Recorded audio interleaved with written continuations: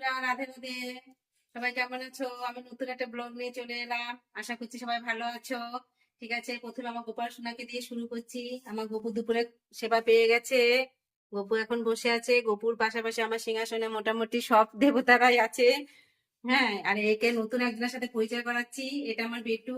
বেটু খুব ভালো, শান্ত, কামড়ায় না কাউকে। বন্ধুরা চলেন আর বেশি বড় করবো না ব্লগটাকে। আমি কি রান্না করেছি আপনাদের সাথে শেয়ার করি আজকে রান্নাঘরে গিয়ে।